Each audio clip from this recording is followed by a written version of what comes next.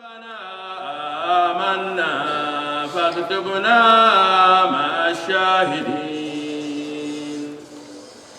وما لنا لا نؤمن بالله وما جاءنا من الحق ونطمع أن يدخلنا ربنا مع القوم الصالحين أثابهم الله بما قالوا جنات تجري من تحتها الأنهار خالدين فيها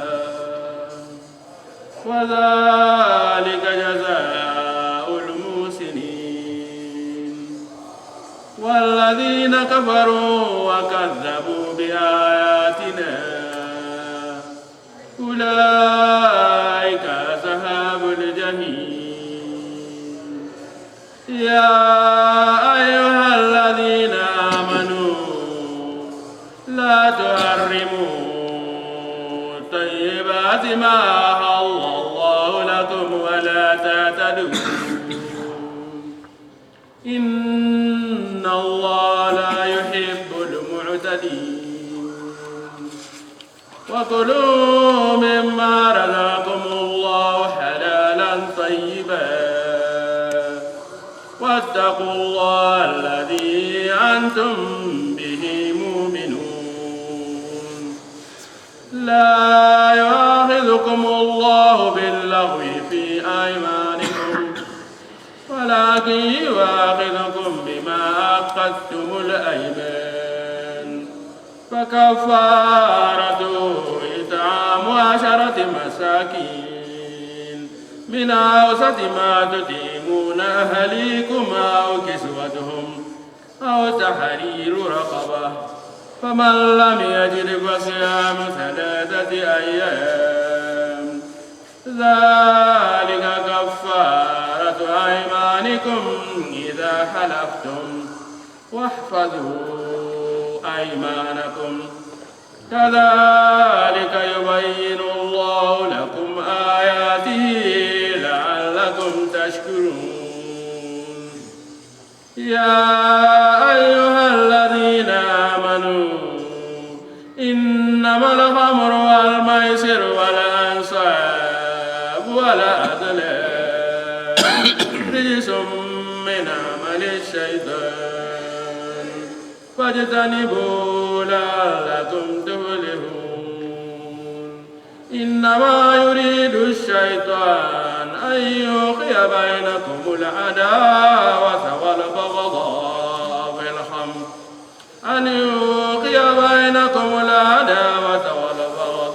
في الخمر والميسر ويصدكم عن ذكر الله وعن الصلاة فهل أنتم منتهون صدق الله العظيم. أعوذ بالله من الشيطان الرجيم. بسم الله الرحمن الرحيم. الحمد لله رب العالمين والصلاة والسلام على سيد المرسلين سيدنا محمد وعلى آله وصحبه أجمعين. قال عليه الصلاة والسلام: إن أحسن الحديث كتاب الله وخير الهدي هدي محمد صلى الله عليه وسلم وشر الأمور محدثاتها وكل محدثة بدعة وكل بدعة ضلالة وكل ضلالة في النار. قال الله عز وجل: أعوذ بالله من الشيطان الرجيم. بسم الله الرحمن الرحيم. لتجدن أشد الناس عداوة للذين آمنوا اليهود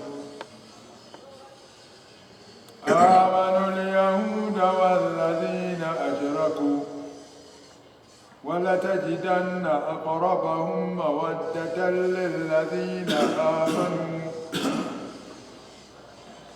الذين قالوا إنا نصارى ذلك بأن منهم قسيسين ورهبانا وأنهم لا يستكبرون.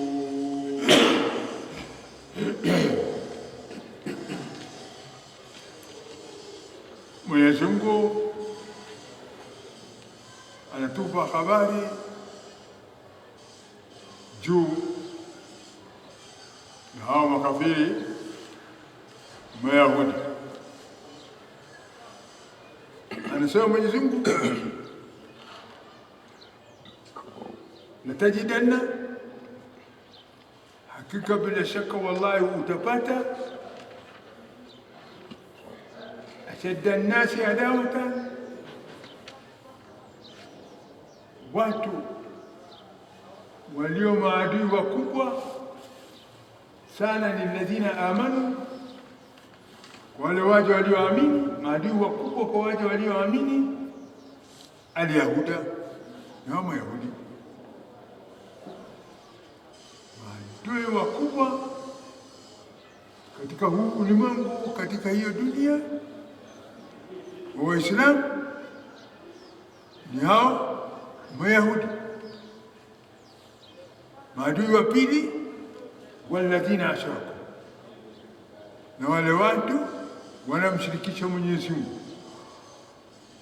Na hao wenye kumshirikisha Mwenyezi Mungu, wao ni watu gani? Wale watu wanaomwabudu Mwenyezi Mungu na wanaabudu masanamu, wanamwabudu Mwenyezi Mungu, wanaabudu mashetani, wanaabudu Mwenyezi Mungu, wanaabudu mizimu, wanaabudu Mwenyezi Mungu, wanaabudu majini, wanaabudu Mwenyezi Mungu na wanaabudu jua na nyota. Ndio mshirikina. Wanaabudu Mwenyezi Mungu na wanaabudu watu. Watu vile vile wanaabudiwa, kwa kuwa wanasikiza amri ya watu kushinda amri ya nani? Ya Mwenyezi Mungu. Hawa ndio maadui wa pili kwa Waislamu baada ya Mayahudi.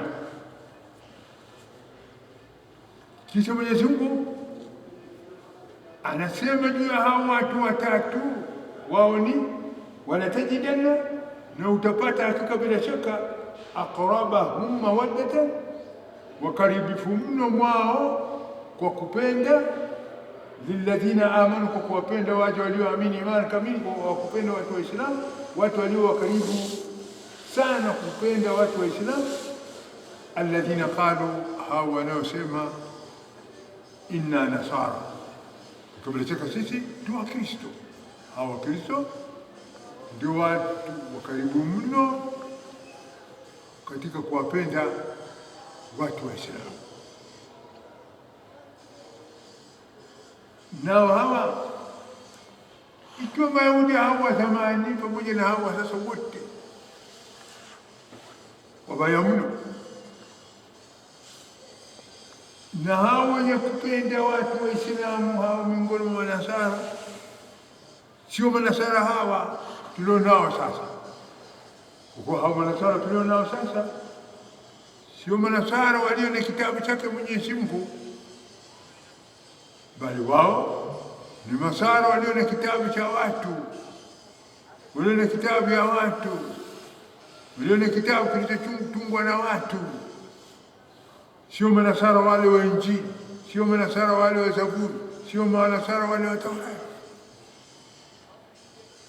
Kwa hivyo wao vile vile wameingia katika jumla, si wenye kuwapenda watu Waislamu. Kwa nini hao Manasara wamekuwa wakaribifu mno wa kuwapenda watu Waislamu?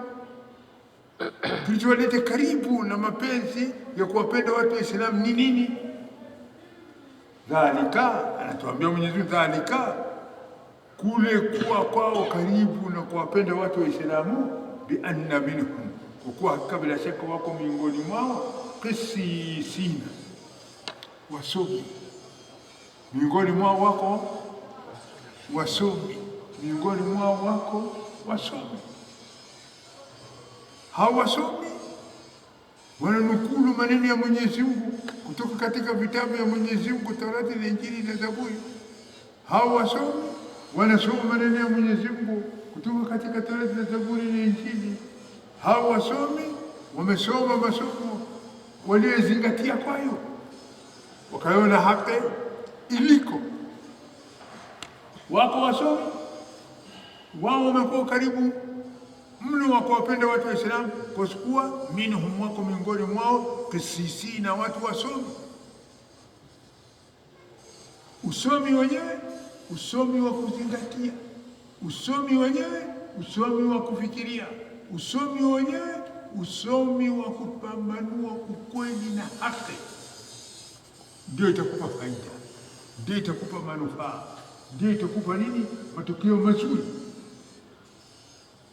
Waruhubani na wako vile vile miongoni mwao ruhbana, watu wanaomwabudu Mwenyezi Mungu, watu wamchao Mwenyezi Mungu, watu wanaomwabudu Mwenyezi Mungu, watu wanaomcha Mwenyezi Mungu. Wao ni wakaribifu mno na ukweli na haki, kwa kuwa kuabudu Mwenyezi Mungu ni kuweka maamrisho yake katika vitendo na kujitenga mbali na makatazo. Na mtu akijikataza na Mwenyezi Mungu, vile vile anakuwa hana madhara na mwanadamu.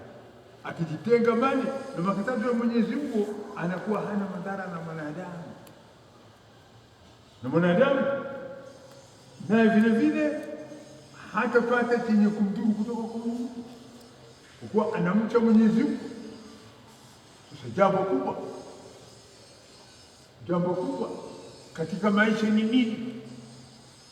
Makubwa katika maisha, mtu awe mtu msomi na mtu awe mtu mcha Mungu. Dalili hiyo maneno, mtu awe namna gani? Msomi na mtu awe mcha Mwenyezi Mungu.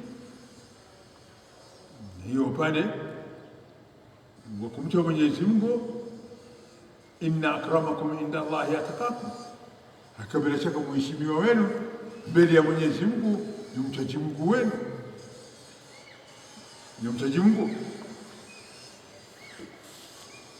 Na Mwenyezi Mungu amewanyanyua watu waliopewa elimu daraja. Nasema ni innama yakhsha Allaha min ibadihi al-ulama. Ulama wajuzi wasomi ndio anamcha Mwenyezi Mungu kimaarifa, lakini mtu nisiyosoma na mcha Mwenyezi Mungu kikufuata. Unaona, tunamcha Mwenyezi Mungu kwa kumfuata nani? Imamu.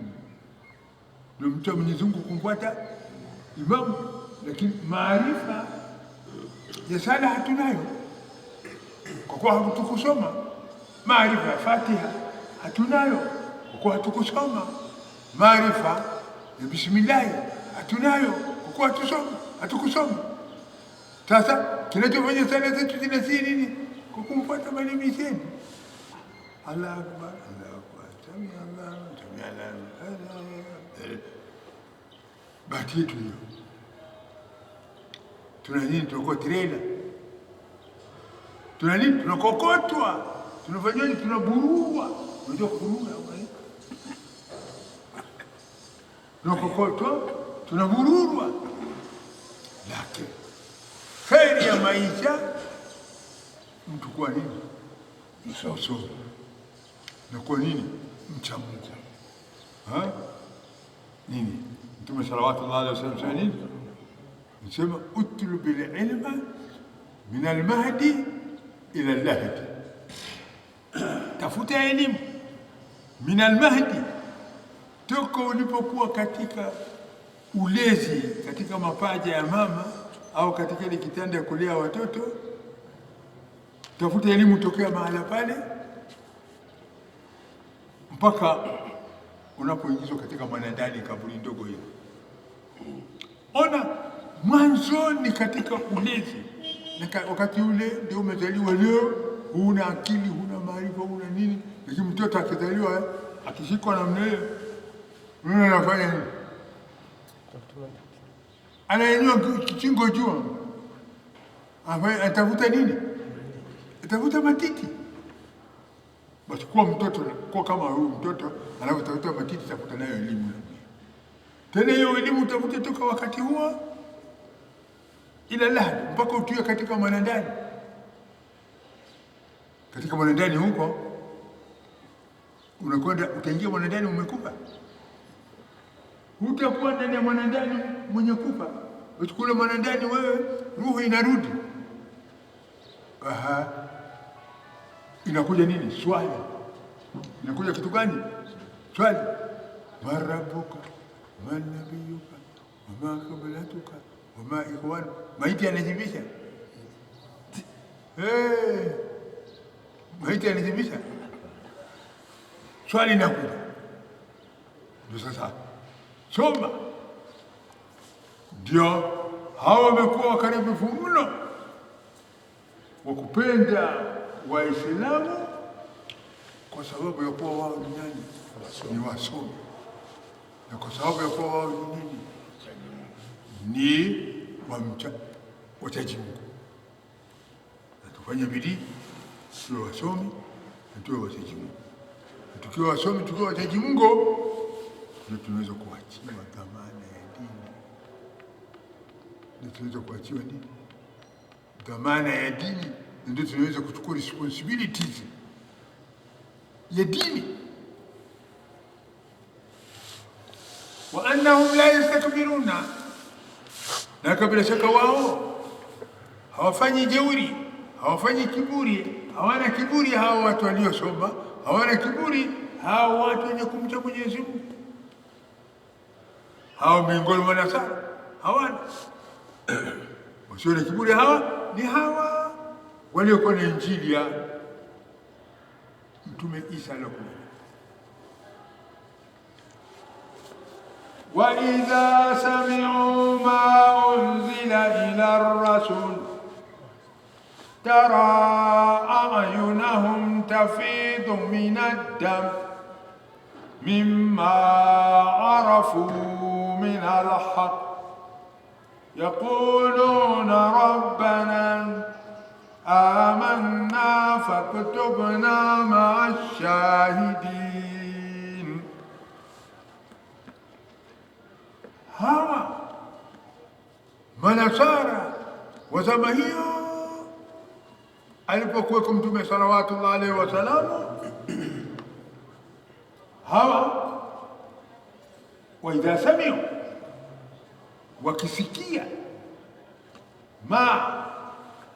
yale maneno ambayo unzila ila rasul, iliyoteremshwa kwa Mtume Muhammad sallallahu alaihi wasallam, wakisikia ikisomwa, yani wakisikia Qur'ani ikisomwa, hao manasara wakisikia Qur'ani ikisomwa, tara, utaona wewe, ayunahum, macho yao, tafidu, unamimina binadamu miongoni mwa machozi yanamiminika kutoka katika macho yao, wanalia. Kinachowafanya walie ni nini? Kitu gani inawafanya walie? Mimma arafu, miongoni mwa yale walioyajua, inalaka miongoni mwa haki. Wanakisikia na maneno pamoja na ile haki waliokuwa wakijua kutoka katika Injili, pamoja na ile haki waliokuwa wakijua kutoka katika Zaburi, pamoja na ile haki waliokuwa wakijua kutoka Taurati, wakisikia hiyo Qur'ani nayo inaongezea imani juu ya imani. Kwa hivyo mima arafu mina, miongoni mwa yale walioyajua, miongoni mwa haki, na haki yenyewe ni ya Qur'an. Haki yenyewe ni ya Qur'an. Qur'ani ikisomwa wanalia, ikitajwa mambo ya Uislamu wanalia, kwa kuwa wanaona upungufu wao katika maamrisho ya Mwenyezi Mungu, na wanaona kasoro yao katika maamrisho ya Mwenyezi Mungu, inawafanya wajute, majonzi washike, ndio inawafanya walie.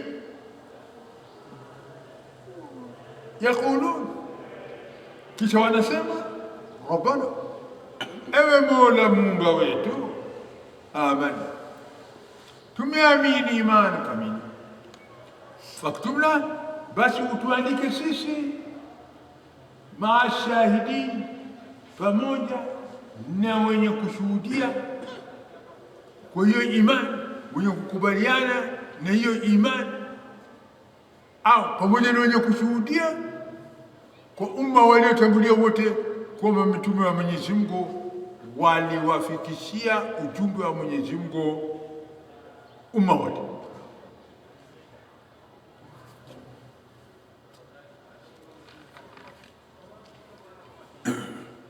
وما لنا لا نؤمن بالله وما جاءنا من الحق ونطمع أن يدخلنا ربنا مع القوم الصالحين.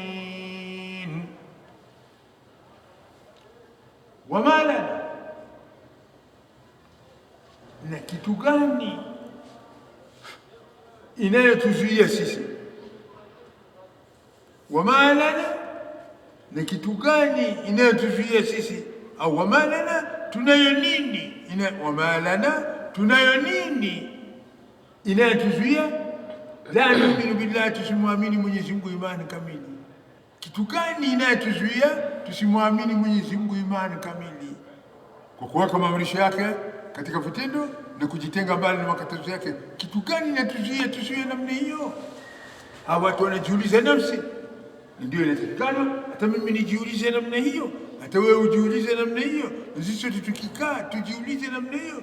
Kilichotuzuia sisi tusiamini imani kamili kwa kuweka maamrisho Mwenyezi Mungu katika vitendo ni kitu gani?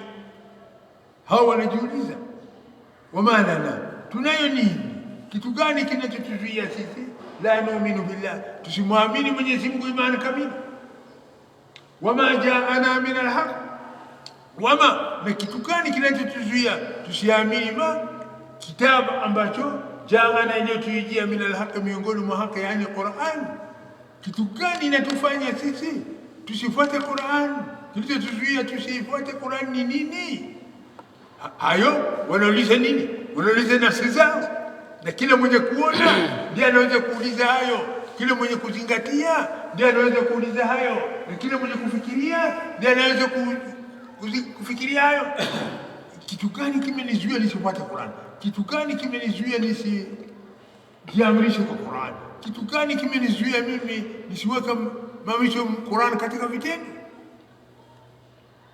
Wanatama wa yudkhilana rabbuna, na tunatamaa atuingize sisi Mola wetu Muumba maal qaumi salihin, pamoja na waja walio wema, pamoja na waja wazuri, pamoja na waja wamchao Mwenyezi Mungu. Tuna tamaa ya kuwa na waja walio wema. Ona, hawa wameamini kuwa bila shaka wale wenye kufuata maamrisho ya Mwenyezi Mungu wao ndio waja wema, na wasiofuata si waja wema. Tuna tamaa ya kuwa miongoni mwa wale waja walio wema waliofuata hayo aliyokuja naye Rasul Muhammad sallallahu alaihi wasallam. Tuna tamaa kuwa miongoni mwao. فأثابهم الله بما قالوا جنات تجري من تحتها الأنهار خالدين فيها وذلك جزاء المحسنين. هواتوا waliosema hivyo wakafuata huo ukweli, fa athabahumullah, Mwenyezi Mungu aliwapa thawabu, Mwenyezi Mungu aliwalipa malipo mazuri. Malipo mazuri kwa sababu ya nini? Bima qalu, bima kwa sababu ya yale ambayo qalu waliyosema, maneno waliyosema katika Islamu hii, wama lana la nu'minu billah wama ja'ana min al-haqq wa natma'u an yudkhilana rabbuna ma al-qawmi salihin. Maneno mazuri hayo waliyosema, maneno mazuri hayo waliyosema, basi Mwenyezi Mungu aliwalipia malipo mazuri. Na isitoshe kule nyuma wakisomewa Qur'an hii wanafanyaje? Wanalia, machozi yao yanamiminika, wanalia, machozi yao yanamiminika, wanasema rabbana, Mola wetu utuingize, utuandike pamoja na watu wanaoshuhudia haki na kukubali haki na kuweka haki katika vitendo. Mwenyezi Mungu faasabahumullah, aliwapa thawabu, ujira Mwenyezi Mungu, malipo Mwenyezi Mungu bima qalu, kwa sababu ya hayo waliyosema. Mwenyezi Mungu aliwapa thawabu gani? Jannatin tajri, bustani inayopita min tahtiha, chini yake ya miti yake, al-anharu, mito, khalidina fiha, wao mumo katika hayo bustani watakaa milele. Wadhalika jazaa'ul muhsinin, na kule kuingizwa katika janna ndio malipo ya wale waja walio wema, waja walio wazuri. Mwenyezi Mungu aliwalipa hawa mema kwa sababu ya kuamini kwao, na sababu ya kusadikisha kwao, sababu ya kukubaliana kwao na haki na ukweli. Sasa kinachotakikanwa kwangu mie, inatakikana mimi nikubaliane na ukweli. Kinachotakikanwa kwako wewe, ukubaliane na ukweli. Kinachotakikanwa kwetu sie, tukubaliane na ukweli, basi na kuweka katika akili na fikira na mawazo ukweli kweli, basi halali.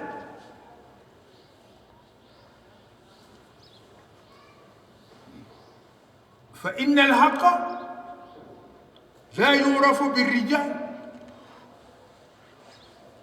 a'rif al-haqqa ta'rifu ahlahu. Yasema fa inna al-haqqa la yurafu birrijal, ukweli haujulikanwi by the huge population, huge number. Ukweli haujulikani kwa wingi wa watu. Wingi si hoja katika ukweli. Usijaji mambo kwa wingi, usijaji mambo by the majority. No, la yurafu al-haq birrijal, haujulikani watu kwa wingi wa watu, haujulikani haki kwa wingi wa watu. Sawa? Haki haujulikani kwa wingi wa watu. Usione huge number, large number, so many number, ukasema majority is a win. Arif al-haqqa, kwanza jua haki.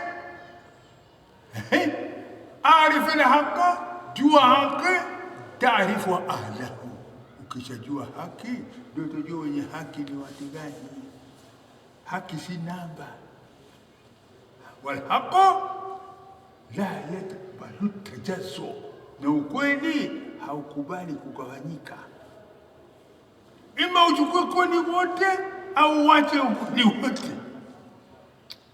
Islam haqqun la yakbalu tajazzu, Islam ni haki moja, haikubali kugawanyika. Uende na 1/8, 1/6, 1/4, 1/3. No. Ima uchukue Islamu yote, ima uache. Hata ikiachwa kwa mtu mmoja, the winner is the one. Kama vile Rasul Muhammad sallallahu alaihi wasallam, Islam kule Maka alikuwa peke yake, single number, prime number, yeye peke yake. Lakini kwa inna dina inda Allahi al-Islam, dini ya Mwenyezi Mungu, wallahu daman, naye Mwenyezi Mungu ndiye alichukua dhamana ya hiyo dini yake, basi alifaulu. Dunia mzima ilikuwa imekataa hiyo, alifaulu. Basi haki, inna alhaqa la yurafu birrijal, haki haujulikani kwa wingi wa watu. Kabla ya watu jua haki ni nini. Kabla hujaona watu ujue nini. Kabla hujaona watu ujue nini. Kabla ya watu uone haki, usione watu ndio ukaja ukajua haki. Umarite no. Usione watu ukahukumu haki, lakini kabla ya kuona watu jua haki. La inna alhaqa la yurafu birrijal, arif alhaq. Kabla ya kuona watu jua haki kwanza. Ukijua haki taarifa halal, utajua wenye haki ni nani. Basi walladhina kafaru wakadhabu biayatina ulaika ashabul jahim. Anatoa habari Mwenyezi Mungu, anasema Mwenyezi Mungu walladhina, na wale watu ambao kafaru, wanaompinga Mwenyezi Mungu, kafaru wanaompinga Rasul sallallahu alaihi wasallam, kafaru wanaopinga Qur'an. Hao watu wanaompinga Mwenyezi Mungu na Qur'an na Rasul sallallahu alaihi wasallam, wakadhabu, na wale watu wanaomkadhibisha Mwenyezi Mungu, walimkadhibisha Rasul sallallahu alaihi wasallam, walikadhibisha Qur'an.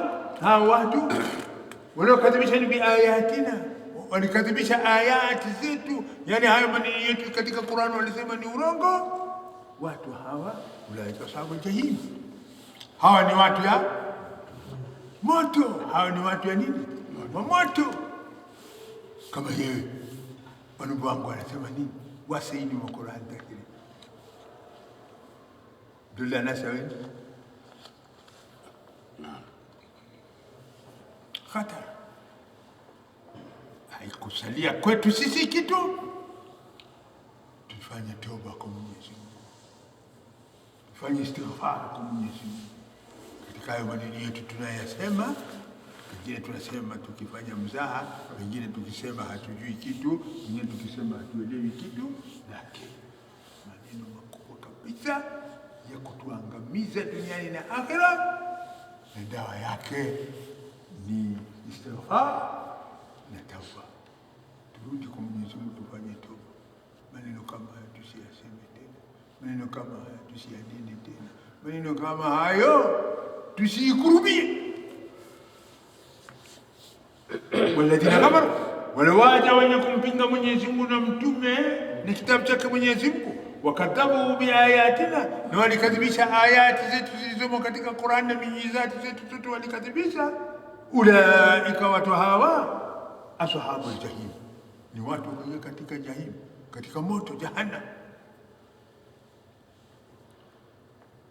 Ya ayyuhalladhina amanu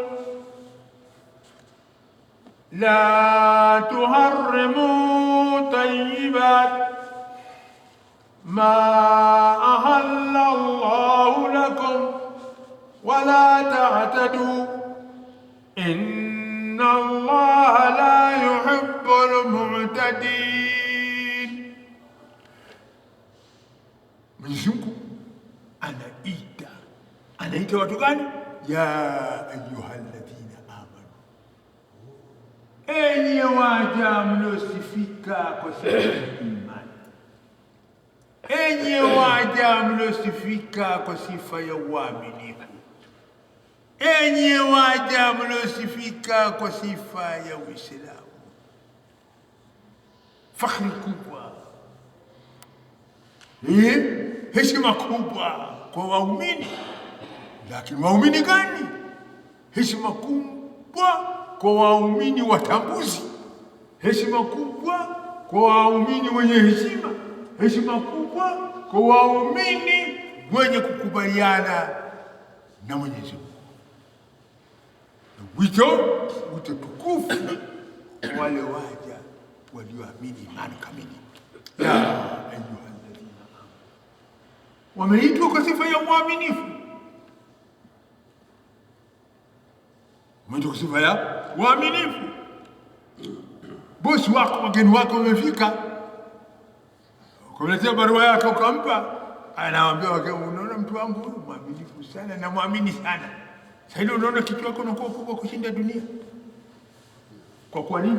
Ulisifiwa mbele ya watu. Kwa kuwa ulisifiwa mbele ya nani? Ya watu. Sasa Mwenyezi Mungu anaita waumini Waislamu kuwa ni nani? Waumini. Ilikuwa kama Waislamu hao ni wenye kuzingatia, sema hao walikuwa ni wenye kufikiria, wangeona fakhri ya kuikuza imani yao katika hii Islam. Fakhri ya kukuza imani yao katika hii Islam, kwa kuyaweka maamrisho ya Mwenyezi Mungu yote katika vitendo na kubainisha na kuyatekeleza. Ya ayyuhalladhina, enyi waja mliosifika kwa sifa ya imani, au enyi waja mlioamini imani nini? Imani kamili. Na hiyo imani kamili ikisemwa kamili ni nini? Imani kamili ni moyo kuwa imeamini na hiyo Qur'an, imani kamili, kwa kuyaweka maamrisho ya Qur'an katika kitendo, kujitenga mbali na makatazo ya Qur'an. Tena isitoshe moyo peke yake kuamini, na ulimi pia umeyatamka yale ambayo moyo umeamini kwayo miongoni mwa Qur'an. Ulimi umeshirikiana na moyo katika kule kuamini Qur'an kimoyo moyo. Ulimi nayo unatamka, unayasema, unayaamrisha na unakataza yale ambayo Qur'an imesema.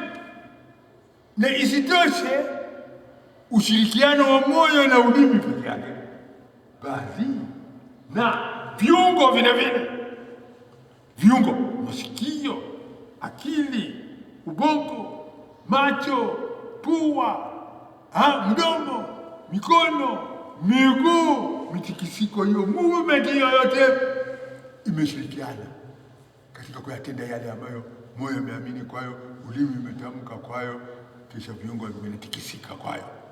Sasa mtu anakuwa nani? Mtu mwenyewe namna anakuwa yeye ni Qur'an.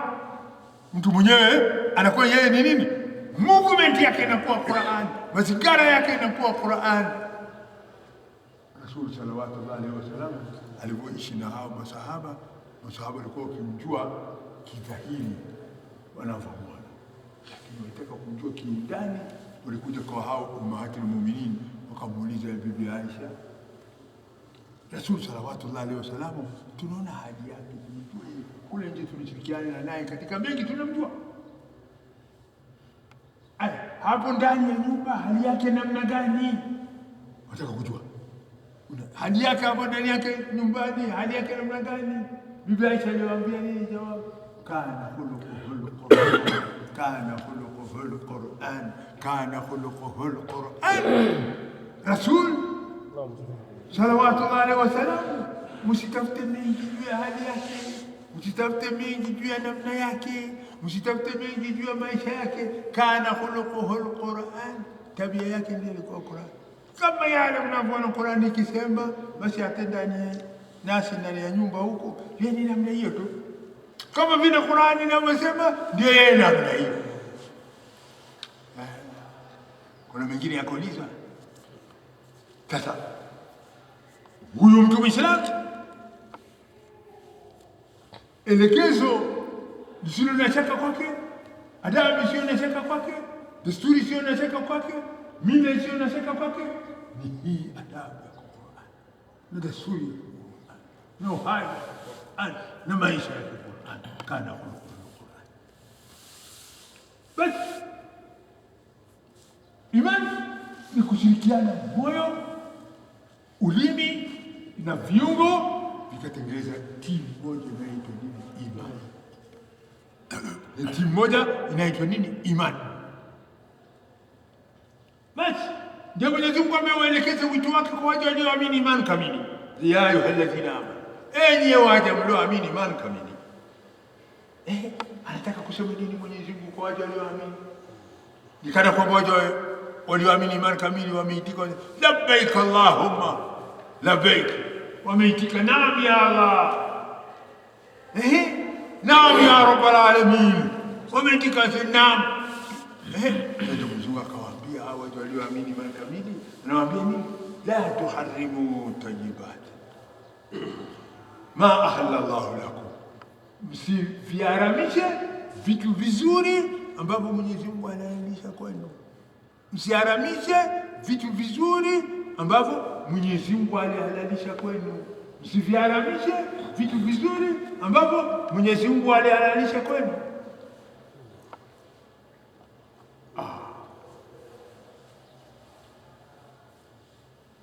An Anas, mtusikia hadithi ya Abu Hurairah.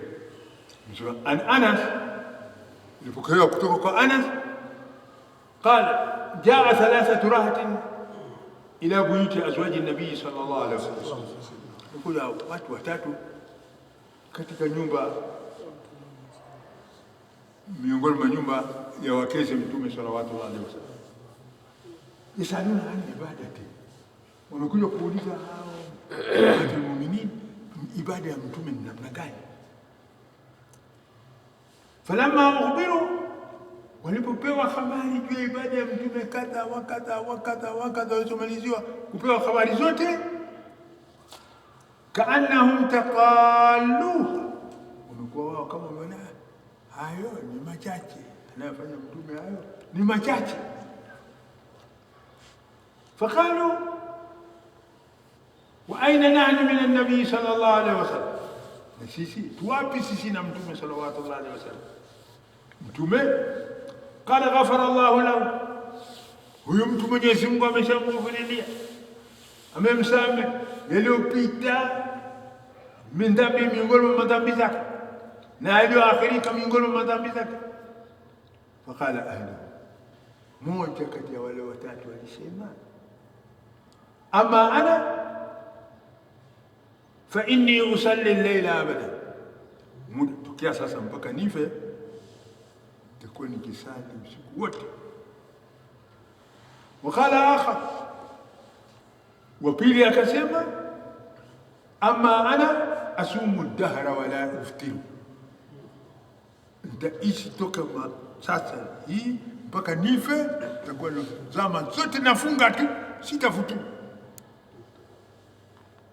Wakala akhar, watatu naye akasema, ama ana, ama mimi, fa'tazilu nisaa, nitajitenga mbali na wanawake, sitaoa, khalas, sitaki. Wala atazawwaju abadan, sitaoa. Mara akaingia Rasul, fajaa Rasulullah sallallahu alaihi wasallam, akaingia Mtume sallallahu alaihi wasallam, faqala antum alladhina qultum kadha wa kadha, hii ndio wale watu mliosema hivyo na hivyo. Mmoja amesema atasali usiku kucha hataacha daima, na huyu mwingine amesema atafunga hatafuturu, na huyu mwingine anasema hataoa. Ndio nyinyi mliosema? Qultum kadha kadha. Ama wallahi, ama mimi nawaapia kwa jina lake Mwenyezi Mungu, inni la akhshakum lillah, mimi ni mwenye kumcha Mwenyezi Mungu sana kuliko nyinyi.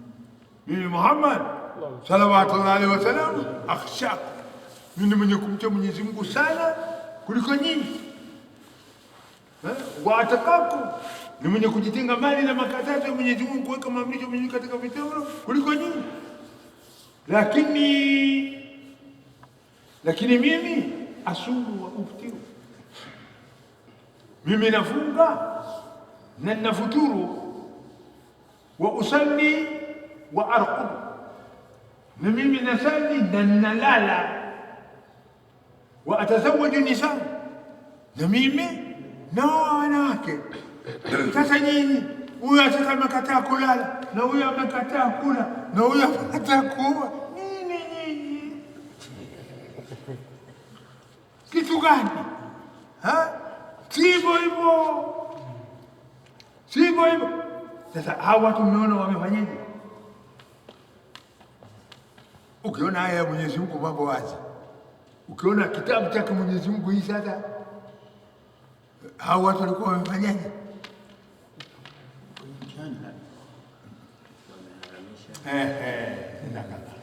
Waliharamisha vitu ambavyo Mwenyezi Mungu aliwahalalishia. Mwenyezi Mungu aliwahalalishia usiku walale, huyo akasema sitalala. Mwenyezi Mungu aliwahalalishia mchana wale, sasa mchana kabisa sitakula. Mwenyezi Mungu aliwahalalishia wanawake wawe, sitaki kuoa. Wamejiharamishia vitu. Sasa ndio Mwenyezi Mungu mambo sivyo hivyo. Ya ayyuhalladhina enyi waja mlioamini imani kamili, la tuharimu tayyibat, msiviharamishe vitu vizuri, vile ambavyo ahalla Allahu lakum, alihalalisha kwenu Mwenyezi Mungu. Alihalalisha Mwenyezi Mungu kwenu usiku mlale, laleni. Alihalalisha Mwenyezi Mungu mchana mle, kuleni. Aliamrishia Mwenyezi Mungu, alihalalisha kwenu wanawake mwaoe. Sawa? Mwaoe. Ndio Mtume akasema, faman raghiba an sunnati falaysa minni, faman raghiba an sunnati falaysa minni, faman raghiba an sunnati falaysa minni. Faman, yule mtu ambaye raghiba an sunnati, atauchukia sunna yangu, njia niliyoipitia ataichukia, basi hayuko na mimi, si mwenye kunifuata. Amekataa adabu zangu, hayuko na mimi. Amekataa ada yangu, hayuko na mimi. Amekataa desturi yangu, hayuko na mimi. Faman raghiba an sunnati falaysa minni, yule atakayekataa sunna zangu, njia zangu, mwendo wangu niliopitia, hayuko pamoja na mimi. Huyu mwendo wake ni mwendo tofauti na mimi. Yule ambaye mwendo wake tofauti na mtume, yuko na mtume? Hayuko na mtume, kwa amekwenda kinyume na mtume. Ndio Rasulullah, Mwenyezi Mungu anatuambia, ayyuhalladhina amanu, enyi waja mlioamini imani kamili, la tuharimu tayyibat, msiviharamishe vizuri ambavyo ahalla Allahu lakum, alihalalisha kwenu Mwenyezi Mungu yafanye. Wala ta'tadu, wala msiruke mpaka. Msiruke mpaka alioharamisha Mwenyezi Mungu, msichupe mpaka mkaruka. Hata hiyo ambayo ni halali msitumie kwa israfu, msitumie kwa wingi. Wala ta'tadu, msiruke mpaka. Inna Allaha, hakika shaka ya Mwenyezi Mungu, la yuhibbul mu'tadin, hapendi warukao nini? Mipaka. Mwenyezi Mungu hapendi watu nini? Warukao mipaka. Mtume anataka wale watu ambao wako kwenye mpaka. Wakulu mimma razaqakumullahu halalan tayyiban wattaqullaha alladhi antum bihi mu'minun. Anasema Mwenyezi Mungu, wakulu, nyinyi waumini, kuleni, mimma, miongoni mwa yale ambayo razaqakumullahu, aliwapa Mwenyezi Mungu, aliwaruzuku Mwenyezi Mungu, kuleni yale ambayo Mwenyezi Mungu amewaruzuku, kuleni yale ambayo Mwenyezi Mungu amewapa, kuleni. Halalan, halikuwa ni halali, tayyiban, tena hali yako ni nzuri. Na ndio tunapata katika aya nyingine Mwenyezi Mungu anatuambia nini? Na anatuambia, ya bani adam khudhu zinatakum inda kulli masjid wa kulu washrabu wa la tusrifu innahu la yuhibbul musrifin. Anatuambia Mwenyezi Mungu, ya bani adam, enyi wanadamu nyinyi, ya bani adam, enyi watu nyinyi, khudhu zinatakum, vaeni nguo zenu zilizo safi, khudhu zinatakum, vaeni nguo zenu zilizo safi, vaeni number 1 dress. Vaeni wapi? Number 1 dress. Ukiletewa kadi unaitwa kule State House, kuna party huko, unafikiri utakwenda hivyo? Siku 3 mzima utakaa bado utakwenda ana bilebisi simu. Wembe yote utanunua ya kutengeneza ndevu. Sasa ndio Mwenyezi Mungu anakuambia, au anatuambia, ya bani Adam, enyi wanadamu, khudhu zinatakum, vaeni nguo zenu zilizo safi zilizopambika. Vaeni nguo zenu zilizo safi zilizopambika. Wakati gani? Inda kulli masjidin, kila zama mnapokwenda kusali msikitini. Kila mwenda kwa msikitini mvae nini? Na dress. Si uje kunavura msikitini, si uje na kaniki msikitini. Sasa hiyo yote sababu tu tulikosa wasomi. Tukosa wasomi kusoma hiyo Qur'ani, ndio tunaona tulete uchafu msikitini. Tukosa wachaji Mungu, ndio tunakuja wachafu msikitini, lakini ilikuwa sivyo hivyo. Hao watu ambao Mwenyezi Mungu anawataka, hata Wakristo wakiingia msikitini wanaona sio hawa, wanatakiwa watu wasafi. Au mnashaka na hiyo maneno? Tazungeni kwenye na kiraka hapa. Na namba 1 dress anaweka yakwenda nayo Bombo, yakwenda nayo Mombasa. Unaona hiyo kitu amoni. Ajarudi tungai waleta kwa magari. Hayo yote ni ukosefu wa kukosa wasomi. Hayo yote ni ukosefu wa kukosa wachao Mwenyezi Mungu, watu wamjao Mwenyezi Mungu. Alikumjua, mkienda msikitini vaeni maridadi. Mkienda msikitini vaeni maridadi. Kabuti.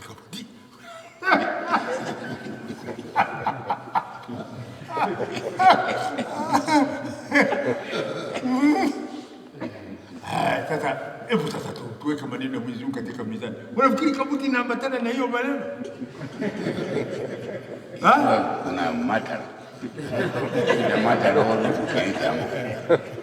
it is correct answer. Ina majibu sawa. Kabuti inaelekeana na hiyo maneno. Your answer is very, very far. Answer yako kali kabisa na hii swali. Answer yako haiko karibu na answer yako mbali. Hujaulizwa habari ya mvua, hujaulizwa habari ya jua, hujaulizwa habari ya anga. Hatuna haja na anga, hatuna haja na mvua. Dress kamili. The dress kamili time so buranga. Musi yangu tu frasta.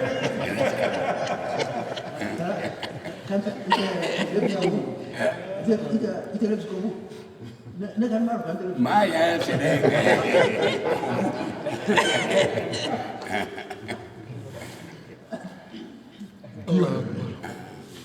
Sasa tukija magharibi, tukija tuwe ni very smart. Pale hapa sio pale pa kuletea Kabuti. Sivofaa tena tupake manukato. Tupake nini?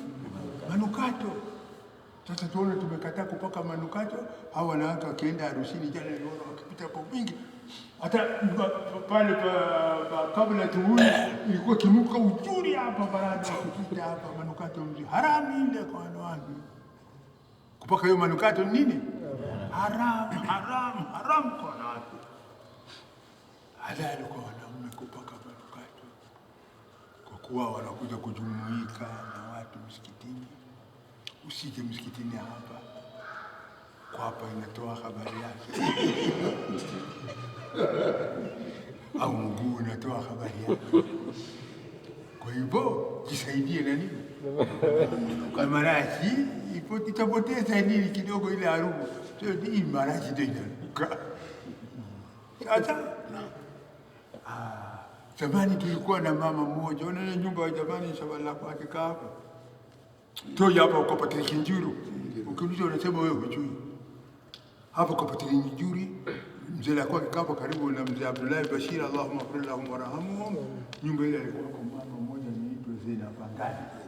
Na ile nyumba ilikuwa ya Zena Pangani. Yeye alikuwa amekuja kununua. Abuba yule siku ya Jumaa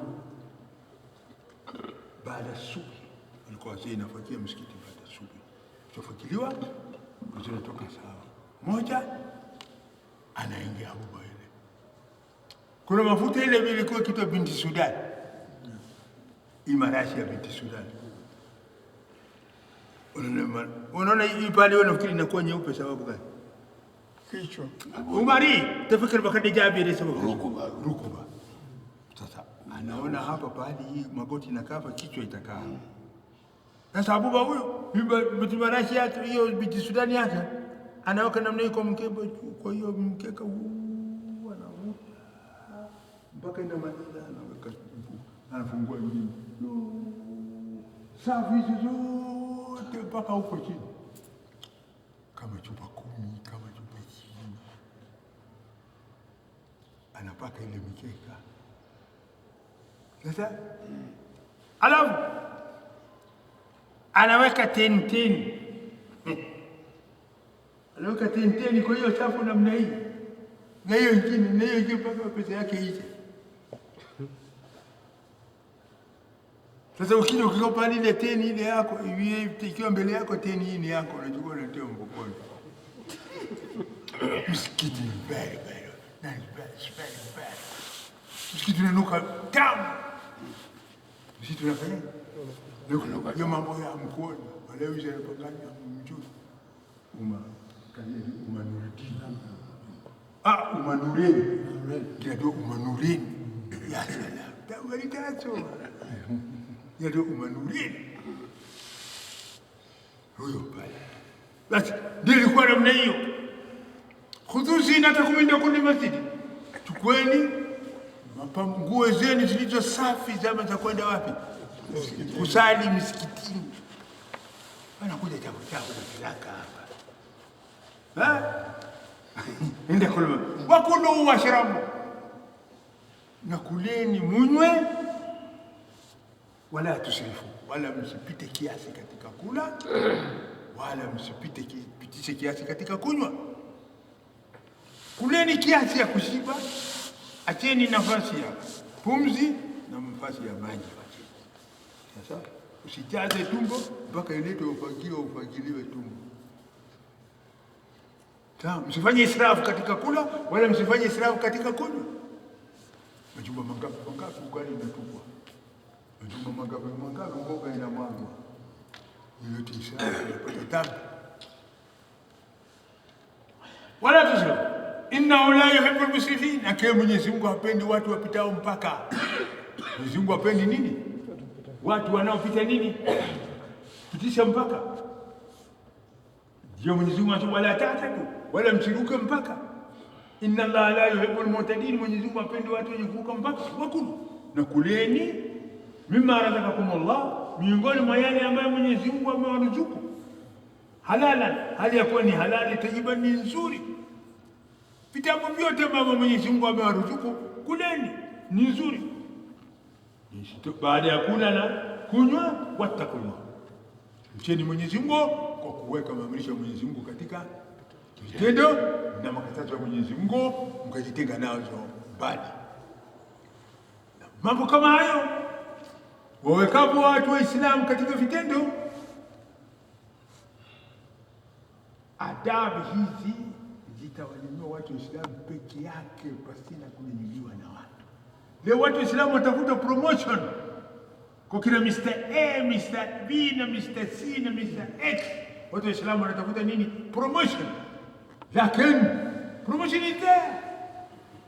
Promotion iko hapa. Fanya hii ya Mwenyezi Mungu, you will get it. without any assistance, pasina usaidizi, uta upgraded, uplifted wenyewe.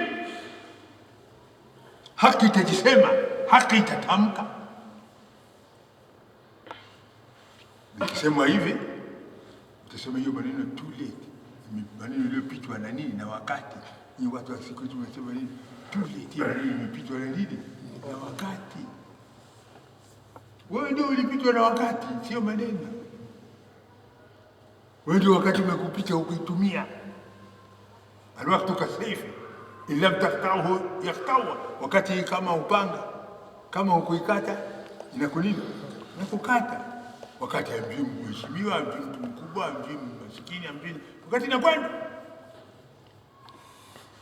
Basi wattaqullah, mcheni Mwenyezi Mungu alladhi, Mola ambaye antum bihi, nyinyi kwa yeye Mwenyezi Mungu mu'minun, mmemwamini imani kamili kwa kuweka maamrisho yake katika vitendo na makatazo yake mkakatazika nao.